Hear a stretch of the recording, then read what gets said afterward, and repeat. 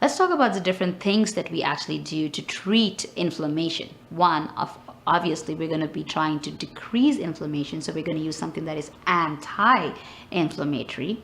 And anti-inflammatory herbs could be, and this is in no particular order, curcumin, that many people are talking about and hear about right now. Ginger, another herb, is good. Boswellia, which is also called frankincense, that we spoke about prior. Silybum, which is like milk thistle, which is actually a liver detoxifying herb.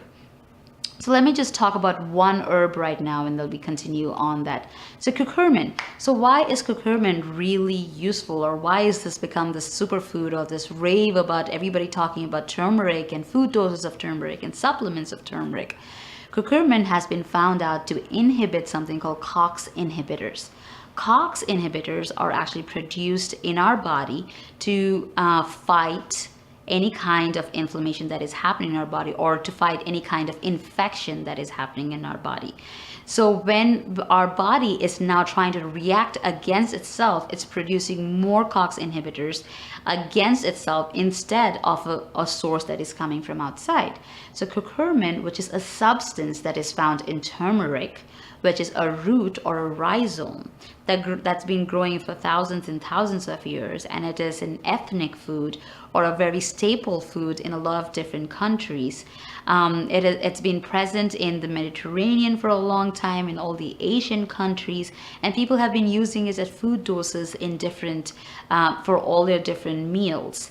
But now science has found out that the substance that is present in turmeric, the curcumin, is able to inhibit any kind of inflammation, and that's why turmeric now has become the superfood that is good for all kinds of body aches, bone pains, muscle pain, inflammation anywhere in our GI, any ulcers in our body. So, but turmeric by itself is it's a substance you can actually make different things about. One of the most common things we talk about when we talk about ingesting turmeric, if we're not using it in food, is something called golden milk. Golden milk is just pure turmeric in either a dairy or a non-dairy alternative that you could use: almond milk, cashew milk, rice milk, and then you add turmeric, and then you can spice it up or season it with other spices.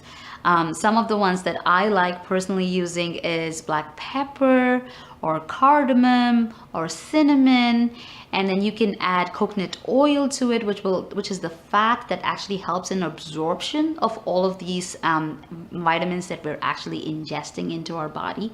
And when we do something like this, and when we take this, say we have all of these ulcers in our body, what turmeric really does with the milk is, as it goes and travels through the digestive system, it is coating the digestive system in a way that it is actually coating all the ulcers, the inflammation. It's like a soothing balm. Like when we get hurt and we have this open area, and the way we put a band-aid, so instead of putting a band-aid, if you use an ointment or Vaseline or something like that, you're actually using a soothing balm that will prevent external forces to come and infect it further, or to abrase it any further. And it's not something that will just last forever and ever. It's something that you have to keep doing again and again to prevent inflammation. And at the same time, it will also cause healing in the body.